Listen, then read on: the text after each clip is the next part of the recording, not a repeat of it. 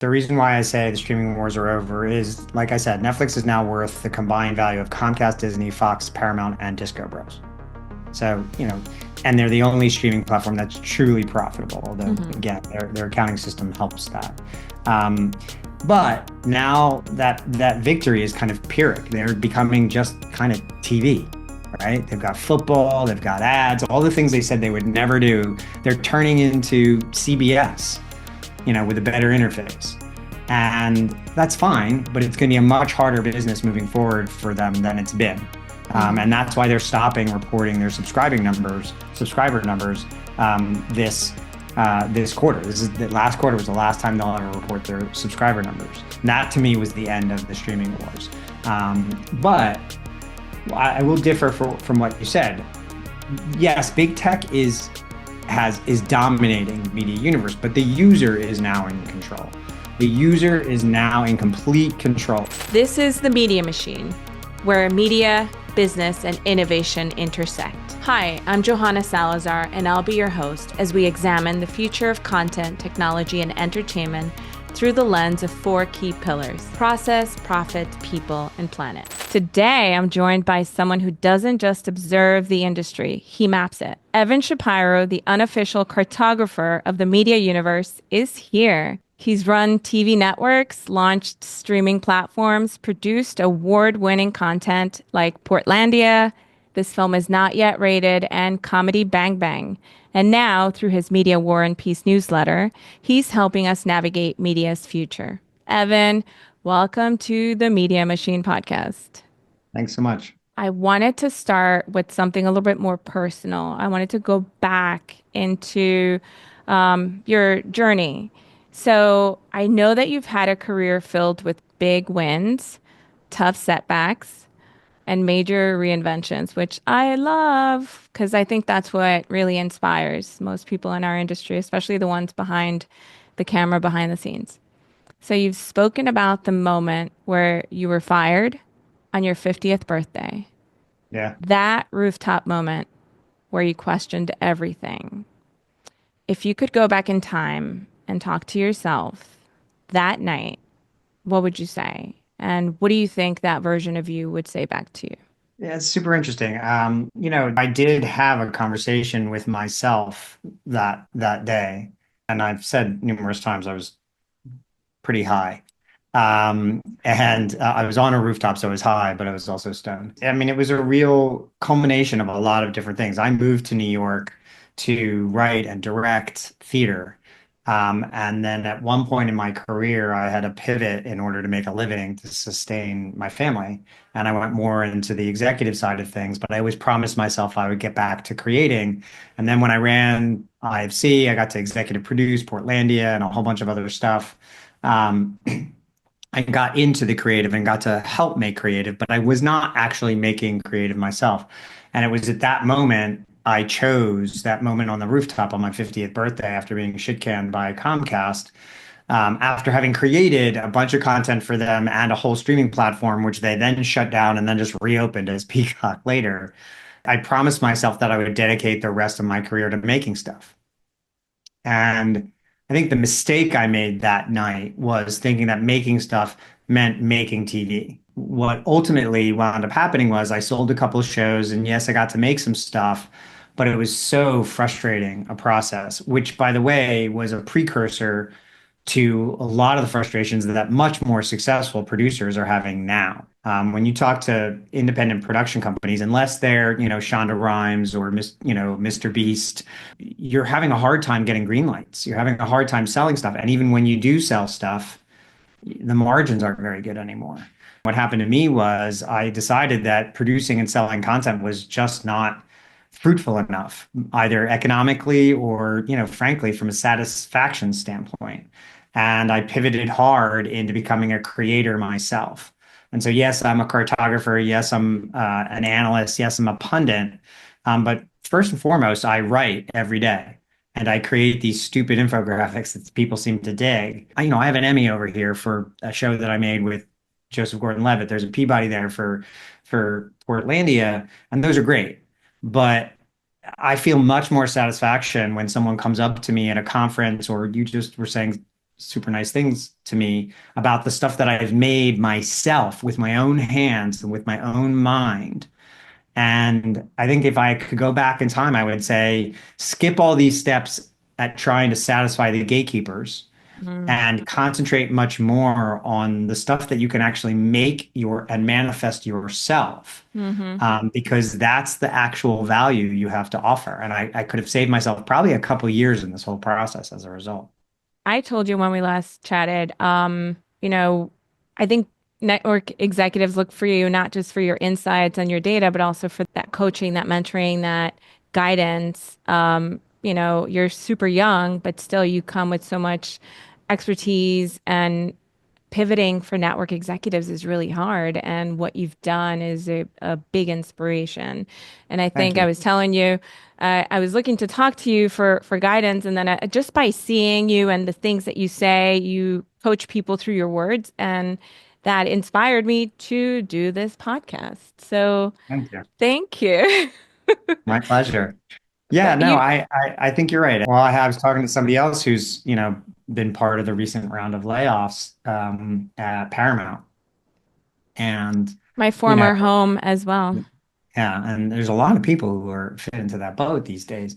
And, what I said to him is like, you may not want to hear this, but marketing and putting yourself out there in a very public way is one of the key tactics of success right now. There's almost no getting around it Yep. because the attention economy is what it is, and nobody has time or bandwidth to like sit down and read every resume and actually truly analyze. So they actually pay more attention to stuff that winds up in their feed than even when they're hiring. They use headhunters or they use somebody else to weed out most of the candidates. And we all know this. We've all been on the other side of this, which is most jobs are already filled even after they're posted. Yep. So you have to be inside, you have to incept, you have to be inside someone's mind before they make a decision to hire someone. Like you have Yeah, to be the inspiration.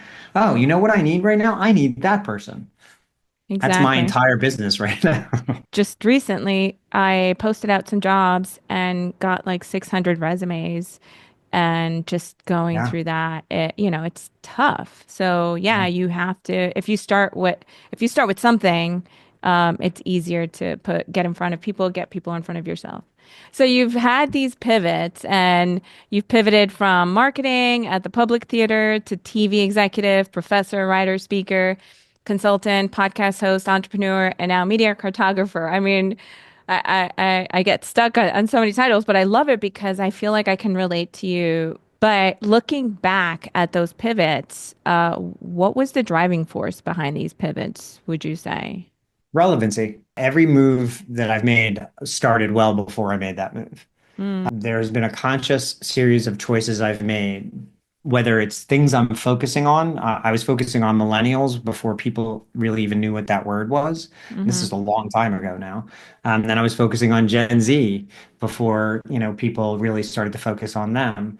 I was focusing on digital back, I went to my bosses at AMC Networks in 2010 and begged them to turn Sundance Channel into a streaming only enterprise. Mm, dumb And idea. yeah, well, and people were like, "Oh, that's not gonna. Why would we do Never. that?" It was like I didn't know what I was talking about.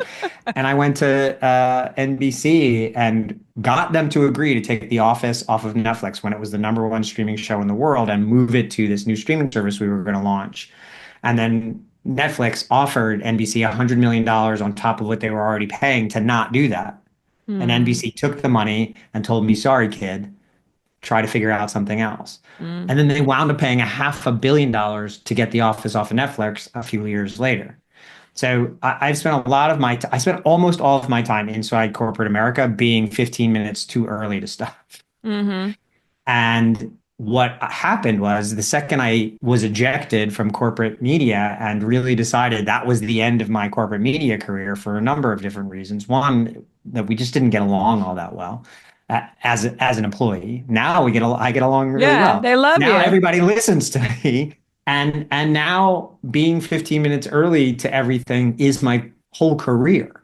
The entire driving force was fear of irrelevancy, personal fear Mm, of irrelevancy. See, I want to be aligned with millennials because they are the future. I want to be aligned with Gen Z because of their future. I joined the board of Women in Cable Television as one of the only men on the board. People are like, "What are you doing?" I'm like, "Well, it's I need to be 51% of there. the population. Why would I Yeah. not want to be on the winning side?" Yeah. So it turns out women have all lost. Look where we are in the world. If you want to continue to be relevant, even as you get too old to be considered relevant, then you have to wake up stupid every day. And you have to Mm-hmm. try to learn something new about something new every day. And that's been a driving force in my life for the greater part of 30 years now. Mm-hmm. Is that why you got a job as a professor?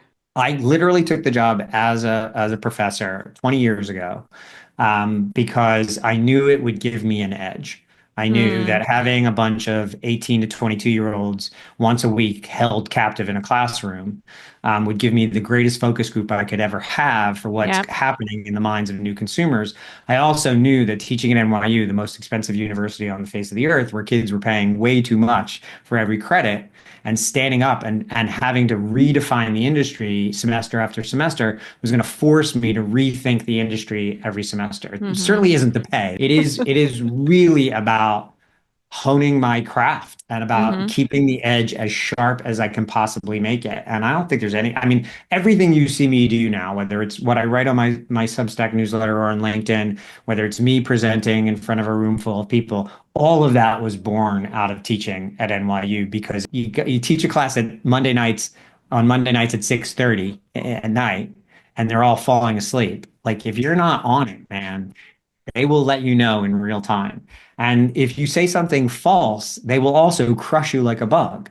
That definitely honed my skills as an orator. And now Mm-hmm. what I do for a living is educate our ecosystem on their own business. And there's no question that that was a key choice.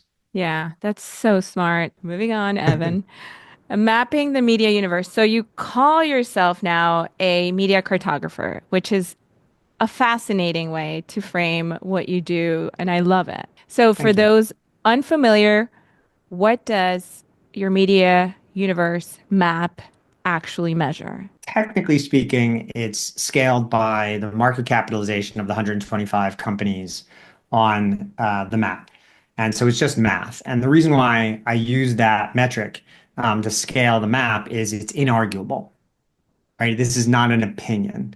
These are the valuations based on publicly available information, and the scale is the scale is the scale. You can't Hmm. literally, it's impossible to argue with it. And so there is a universal source of truth when you look at that map. But theoretically, what it measures is gravity. What it measures is the gravitational pull in the ecosystem based on the resources that these companies have and the ability they have to basically invest in media without necessarily always needing to make media profitable for them. That's why, Netflix, which has to prove itself profitable based on its media, is sitting right next to Microsoft, who dabbles in media, right? Or Apple, who dabbles in media, and their main product is either software or hardware. And people told me when I first dropped that map, the juxtaposition of these massive tech companies who dabble in media with hardcore media companies who make their entire business media was not fair. Wasn't a fair comparison. I thought that was And hysterical. and what I said was like, who told you life was fucking fair? Like, who told you that? Because Yeah, that's not but how it works. but look at things now. Right. That's exactly right. And now big tech literally controls media. There's no question about it. Netflix, which is I still put into the big media bucket, not big tech, but it's now Netflix by itself is now worth the same amount of money as Comcast, Paramount, Fox, all combined.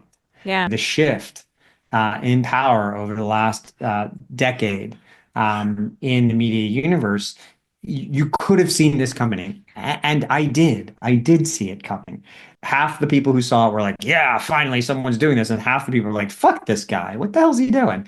And what's happened is everything I said when I first dropped that map has become truer and truer and truer. And that's not, I'm not a dumb guy, but it's not because I'm intelligent. It's because I'm one of the only people in the media ecosystem that reads the earnings reports of all the companies on that map every quarter quarter after quarter. And I know I'm one of the only people because I ask people, do you read these quarterly earnings reports? I was Yep. with a group of people, professionals in the industry from big companies around the media ecosystem. I asked them yesterday, does anybody read the earnings reports of all your competitors and all of your peers and all of your customers and all of your clients on a regular basis? And one guy raised his hand, and he was probably lying. So, Yep. like, we Ever refuse to since you said educate that, ourselves.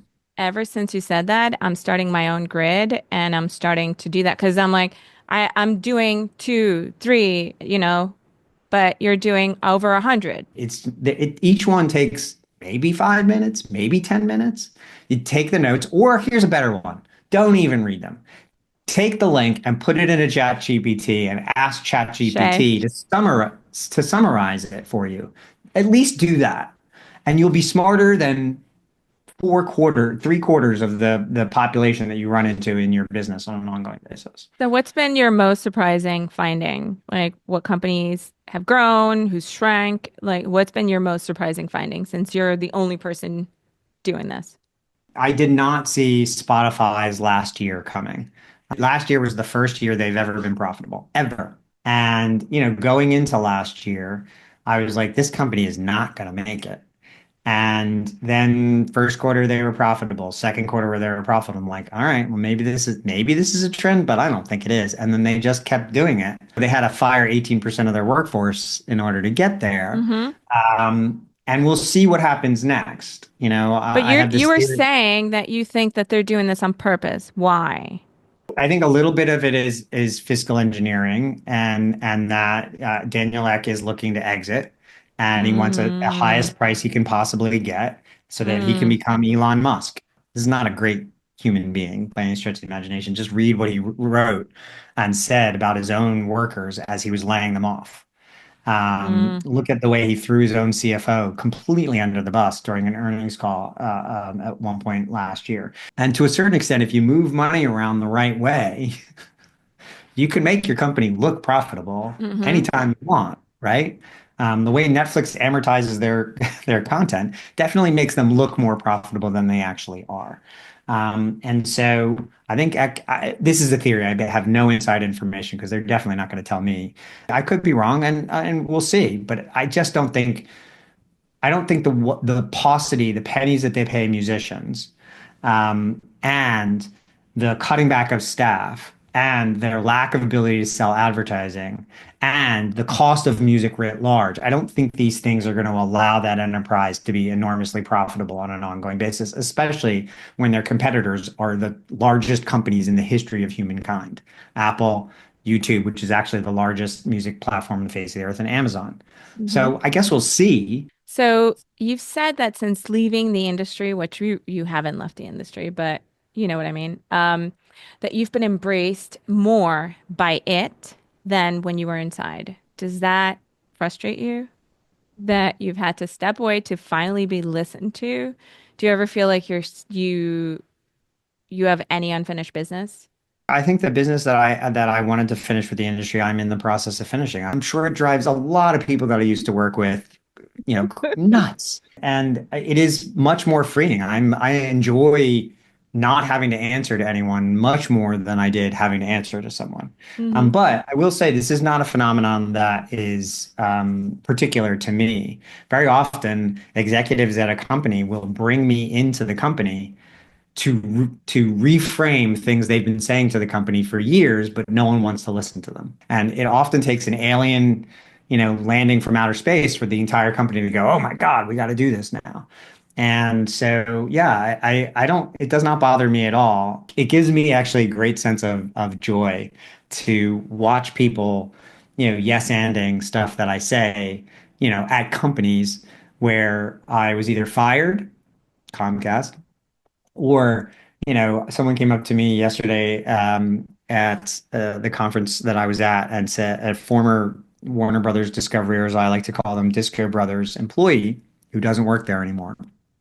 And I've been very harsh on Warner Brothers Discovery, aka Mm-hmm. Disco Brothers, because it is the worst run company in media history. So Yeah, I you think I'm did fairly say harsh on it. Yeah. David Um, Zaslav David is Zaslav has the set more worst value. CEO of all time. You Uh, said.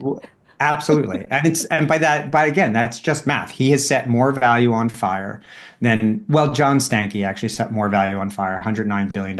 And that was the ATT, all of the acquisitions they made, which they then ejected. But, Warner Brothers Discovery or Warner Brothers was part of, Warner Media was part of that. I am very harsh on them because they're destroying very valuable brands. HBO has now disappeared. Cartoon Network has now disappeared. Adult Swim has now disappeared. They're melting CNN every day like an ice cube. Hmm. And so they're taking important programming brands and they're destroying them to a certain extent on purpose to save money because their entire strategy is cutting, cutting, cutting, cutting, which is not really a strategy, it's a tactic. Hmm. But this guy came up to me, he's like, you're right. You're everything. I know how hard you are on them. He's like, but I can tell you that hundreds and hundreds of employees at Warner Media, they cheer you on when you say it. And I know that because they all email me and DM me and they give me information Hmm. to write the stories. The problem is that people don't feel safe speaking truth to power.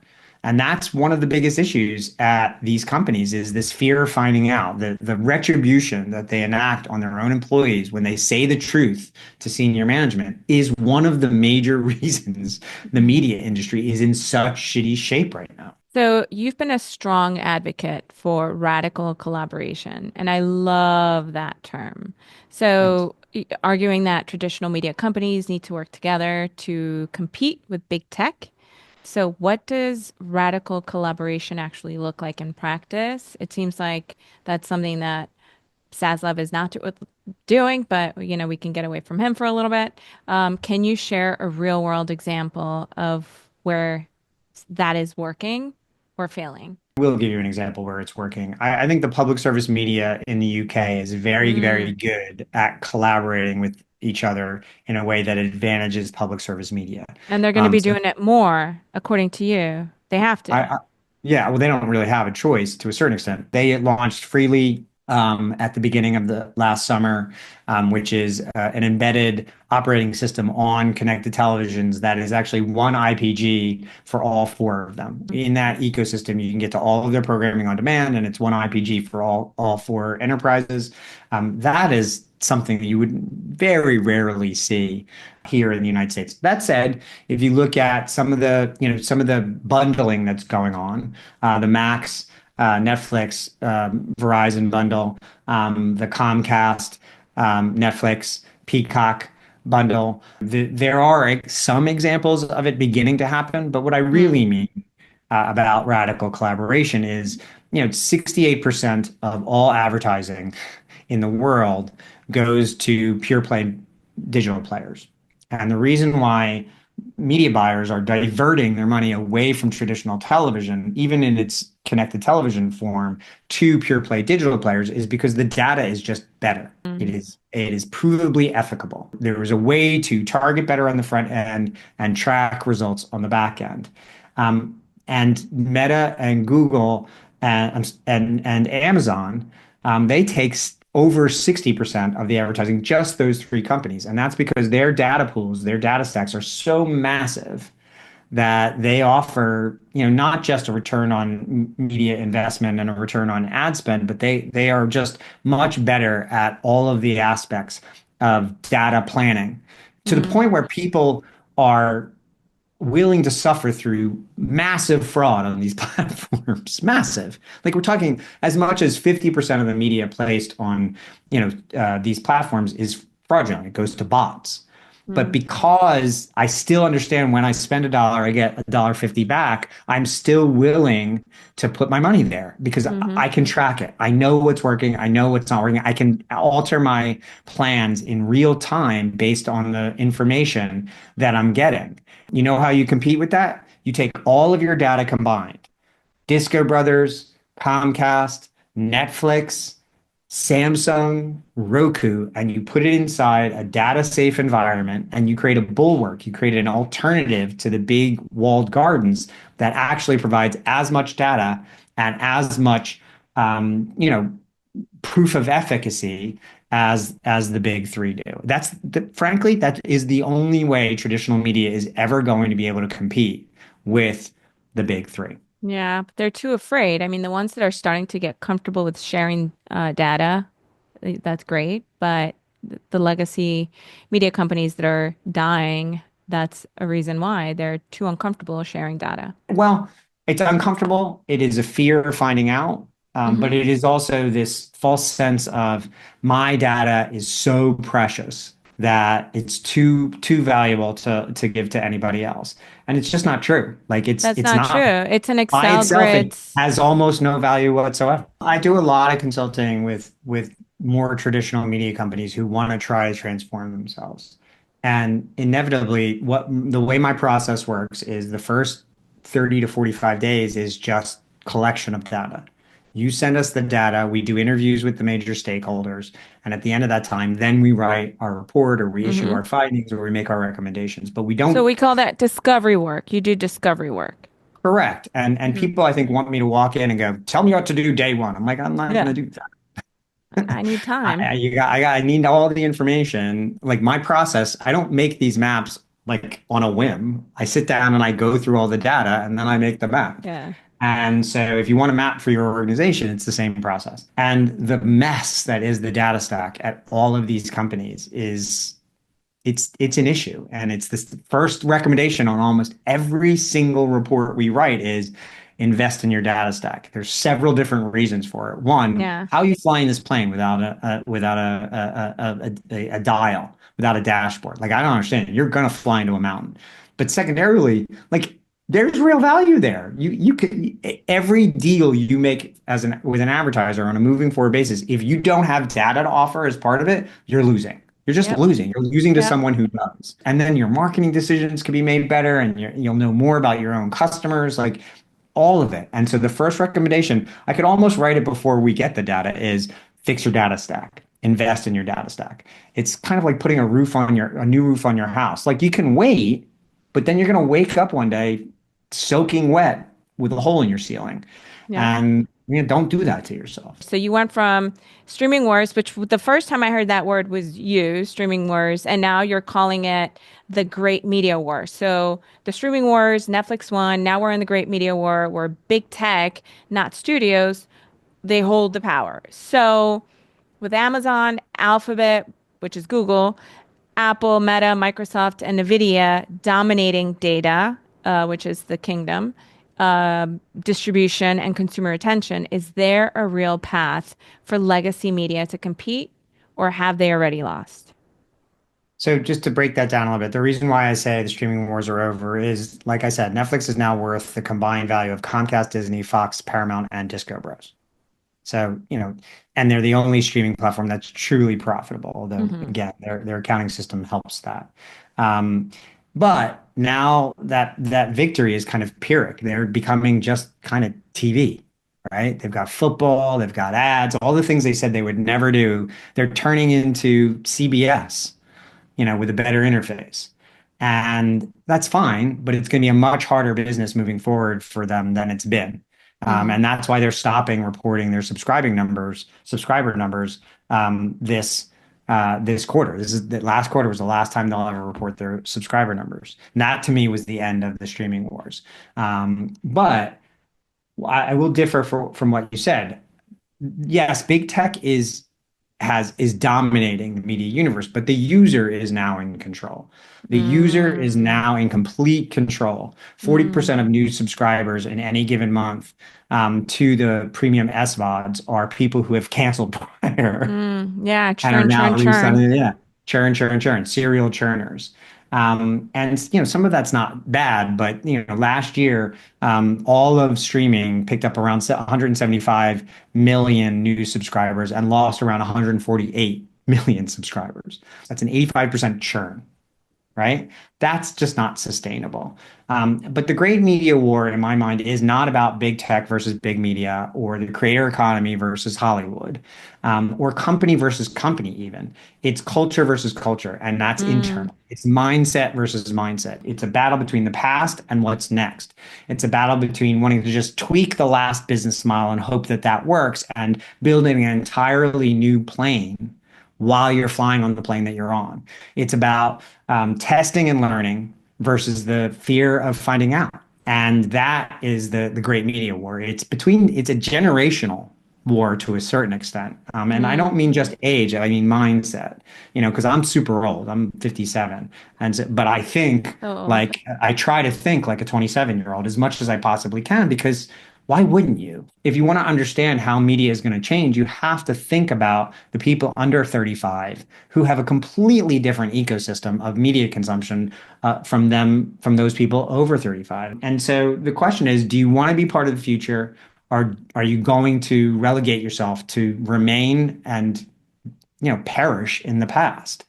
And so the streaming wars are no longer competing with other people over subscribers is no longer important. Netflix said that because they're no longer reporting subscriber numbers. mm-hmm. Disney said that in their last earnings report, where they lost 800,000 subscribers and declared victory because their average revenue per user went up. Disney actually is, I think, showing the best signs of hope from a strategy standpoint because they're very clearly purposely shedding subscribers who they got just because they were racing for scale, and they're concentrating on the most valuable consumers who are in their ecosystem. The best example I can give you for this kind of radical transformation was the New York Times. They weren't competing with the Washington Post. They weren't even competing with BuzzFeed. They went a completely different way and changed their paper delivery on diesel trucks model into probably the best lifestyle digital bundle on the face of the earth. They're one of the better gaming companies. The New York fucking Times is one of the better gaming companies and one of the better podcast companies on the planet. They're better at it than most other people who do. And it's not because they do it at scale. They're being profitable and they are being successful with 12 million subscribers, not 100 million subscribers, not 200 million subscribers, 12 million subscribers, because they put their users at the center of everything that they do. And then they super serve those users. I want to shift a little bit to sports. So the sports gold rush strategy or panic. Streaming platforms are funneling billions into sports, even as they cut budgets for scripted content. Are they making a strategic move or just chasing what's easy? Because we know It's Zaslav is not doing that. He's not. He's not. And that's either good or bad, but he's also the problem with Zaslav's strategy is he's being cheap on sports, but he's also being cheap on everything else. So if he was diverting his resources from sports into scripted while everybody else was doing the opposite, that's a strategy, Mm-hmm. right? So what's happening now is the amount of sports contracts that we spend on a yearly basis has gone up around almost 300%. Mm. The current sports rights contracts for NCAA, NBA, NFL, WWE, and Formula One is worth more than the gross domestic product of Costa Rica. Mm. And so when John Landgraf came up with the phrase peak TV, he didn't mean it as a compliment. He meant it as a warning. I am Mm. guaranteeing you we are in the peak sports moment. Mm-hmm. And big tech can afford to do this, right? They can invest money in the NBA and NFL, Amazon. They can put money into Major League Soccer in a ridiculous form, Apple. They can put a shit ton of money in the NFL Sunday Ticket, YouTube, because they never have to show the bottom line of that one deal, Mm-hmm. right? So they're driving up the price for everybody else, and they're keeping their consumers inside their ecosystem longer, which is their entire strategy. But if you're a standalone programming entity at this time and you're diverting money away from entertainment programming into sports at the prices that big tech are mandating, yeah, I think that's peak sports. I think we're in a situation. And by the way, the viewership is not going up as a result of moving from traditional television to streaming. It's actually going down. The two Christmas games on Netflix did 20% worse than those same two Christmas games on CBS.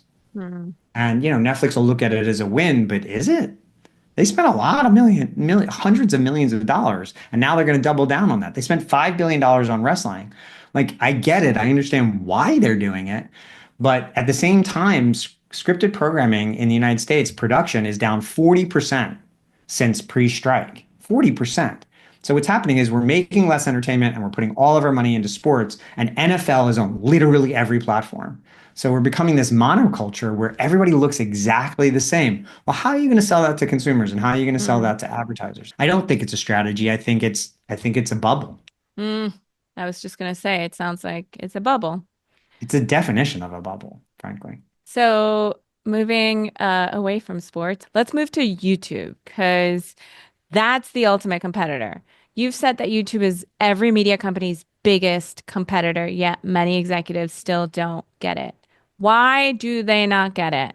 Why are legacy media companies continuing to underestimate YouTube? There is this fear of finding out. There is this ignorance to the data that's staring them in the face. And when you tell people that YouTube is the number one channel on TV, they look surprised, despite the fact that the Gauge puts that out there on a monthly basis now, right? And there's tons of other data that demonstrate this. The number one channel on TV. There are a billion hours of YouTube watched on television every single day, just on TV, not on all devices. The other thing I would say about that is they're not only your biggest competitor, but they're also your new broadcast partner. They are your new Comcast. They are your new Sky. So if you look at the case study we put out recently on our podcast, The Media Odyssey, you can see that Channel 4 leaned heavily into long form premium television series on YouTube, saw their YouTube viewership go up 100%, saw their YouTube revenue go up 80%, and it was entirely additive audiences, people under the age of 35. And so it isn't just that they're your biggest competitor, it's also that if you choose, you can actually ride their wave. By the way, this is also true of Facebook, and this is also true of other platforms as well. And TikTok is an amazing marketing platform. The ignorance, the chosen ignorance that the big corporate media outlets, enact and continue to follow is part and parcel with this generational, war over mindsets and culture internally. There are very few executives under the age of 40 in the room when these decisions are made. And if there are people there advocating for leaning into social video as a part of the ongoing strategy, they're ignored and they're made fun of. And this has been true at almost every major media company where I've had the conversations. And then you get leaders like those at CBC and those at Channel 4 who do actually understand that this is urgent now. And they test and they learn and then they succeed.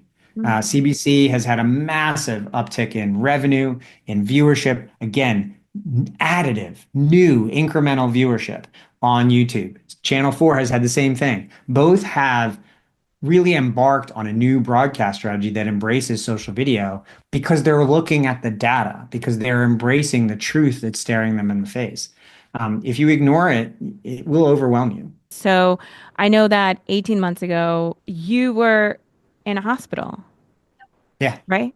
You yeah, were presenting at 3 in the morning to yeah. people. So I kept trying to put myself in your shoes and I was like, how does somebody get to that point? Like he must have felt like he was dying. And then I understood you. I was like, I get it. This is so powerful. What you're doing now is so much more meaningful that I'm sure that was what drove you. What It drove was you? it was part of it. I mean, I publicly put my cancer out there because I knew two things. One, I was going to have to cancel appearances, and two, my appearance was going to change. Mm, And so I didn't want people to think I was a heroin addict, frankly. And I didn't think of so, that. well, honestly, like Mm, in this day and age, like you never know. So that's true. that was part of the reason why I came clean about it. And then what happened was, as I talked about it, and what I tried to do was not make it about me.